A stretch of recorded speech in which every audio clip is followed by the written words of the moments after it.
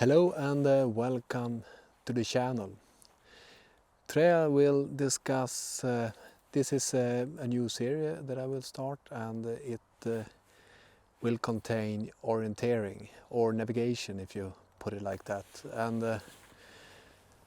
I got a request from one of the audience, talking about orienteering or using a compass and stuff like that. So this series it will contain of course the stuff that I especially using, and I think most people should know about, and it's of course to navigate in forest or in cities or in mountains.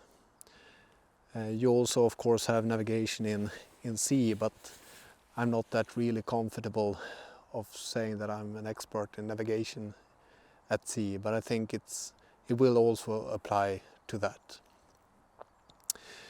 So just to talk a little bit in general regarding navigation and stuff.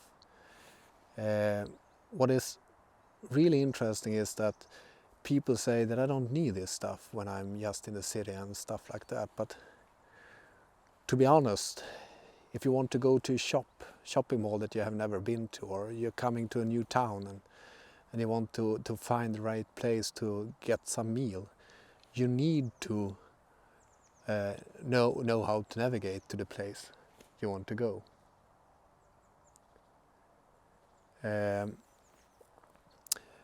And there are of course different things you can do to navigate to the right place. One of the most obvious should probably be that you take your phone and check the nearest place via Google Maps or something like that. That's fine. You can almost all the time use Google Maps for this type of, or Google or some other navigation system in the internet to find the right place in the city that you are in.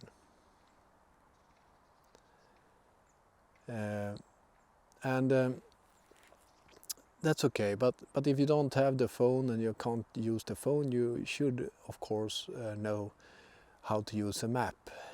And even though you use your phone, I've seen that when I'm trying to find my place in a new city, when I'm out aboard, for example, I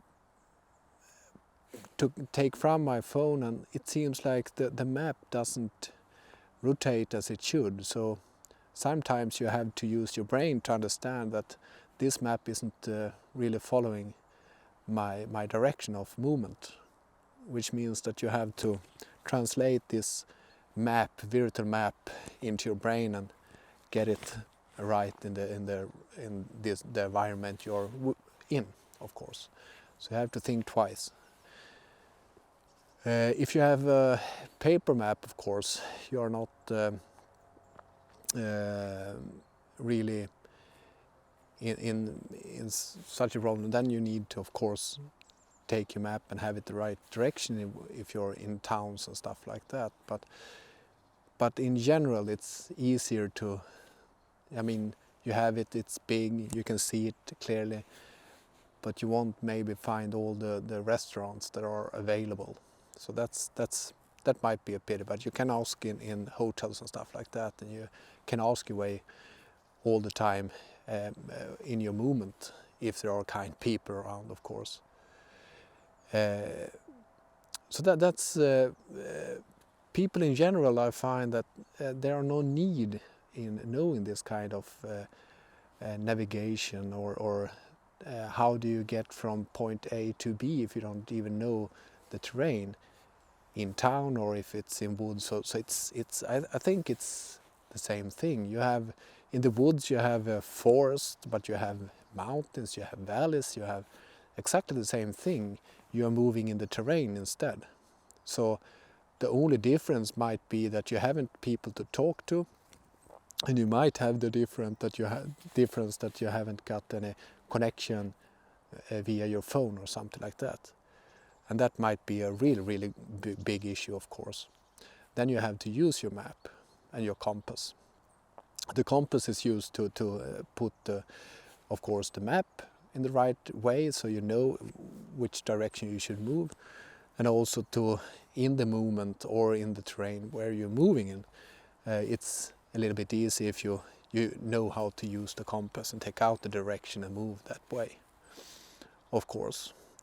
When we are talking about mountains, you have the exact some kind of different aspects to it, because often you can see a long distance, and the problem with maps in mountains is often almost always that you don't have the detailed that you should probably need if you want to make the best decision. If you are, of course, it depends on if you're moving in pathways and stuff like that, might be no problem. But if you are free movements in the terrain and you want to go from point A to B, you have to understand the map and the structure of the map and understand how to point it.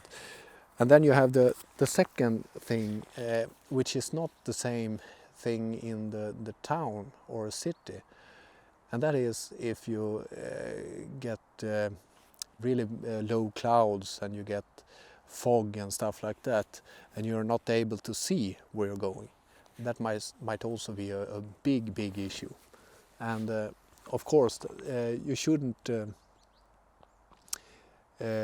You should know what you're doing, and then you have to might complement the navigation system or the things that you have with altimeter, for instance, which you can have in your phone or you can have it in your wristwatch, of course. So in this series I will talk about foremost navigation in forest and in mountains, and I will give my point of view of this. I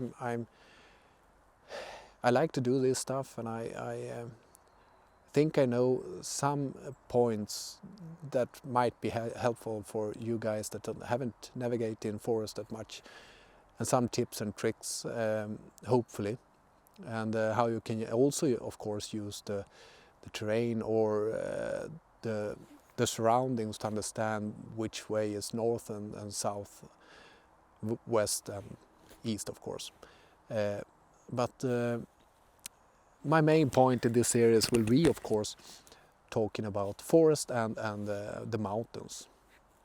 So until the next episode, I hope you will enjoy this, and take care, and have a nice day.